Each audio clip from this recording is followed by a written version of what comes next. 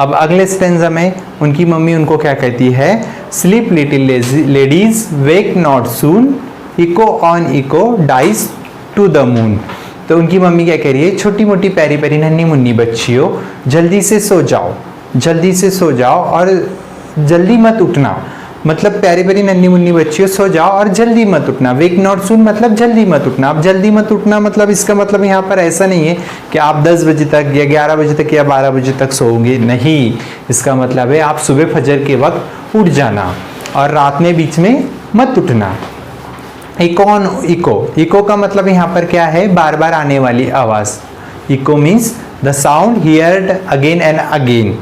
तो इको का मतलब यहाँ पर ऐसा है। तो उनकी मम्मी जब वो जो ललबाय गा रही थी, मतलब लोरी गा रही थी, तो वो धीरे धीरे कहाँ तक जाके पहुँच रही थी, चांद तक। चांद का होता है आसमान में होता है। तो वो जब आसमान तक जाएगी तो यहाँ से निकाली आवाज़ आसमान तक जाएगी तो वो धीमी हो जाएगी, म्हणजे डाइज टू द मून मतलब वो चांद तक जाने तक धीमी हो जाती है आवाज़। अब अगले स्टेंजा में क्या होता है, तो 2 ब्राइट स्टार्स आते हैं, मतलब चमकदार तारे आते हैं और उन लड़कियों को देखकर क्या बोलते हैं, एक दूसरे से बात करते हैं।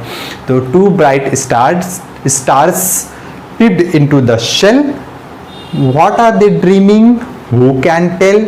तो जो पिप्ड, जो 2 स्टार्स आते हैं वो शेल के अंदर, पिप्ड इनटू मतलब झांकना और इनटू मतलब शेल के अंदर, म्हणजे इनटू मतलब अंदर। तो पिप्ड इनटू मतलब झांकना, झांकना होता है, पिप्ड का मतलब झांकना होता है। तो वो जो शेल होता है, तो शेल है ना, तो ऊपर से झका हुआ होता है। तो जब हम उसको उसके अंदर देखना होता है तो झांक कर देखना होता है। तो जब वो जो दो तारे आए हुए थे, इस तरह से देखो 2 तारे आए वहाँ पर, और वो जो तारे हैं एक दूसरे से बात करने लगे, एक दूसरे से सवाल करने लगे। तो पहला तारा दूसरे तारे को क्या पूछता है, व्हाट आर दे ड्रीमिंग। तो दूसरा बोलता है हु कैन टेल, मतलब दूसरा भी सवाल ही करता है, हु कैन टेल। मतलब देखो, अगर अभी कोई हमारे सामने सोया हुआ है तो वो क्या सपना देख रहा है वो हमें तो नहीं पता है, वो उसी को ही पता रहेगा ना कि वो क्या सपना देख रहा है। अब इसलिए वो एक दूसरे से सवाल पूछते हैं,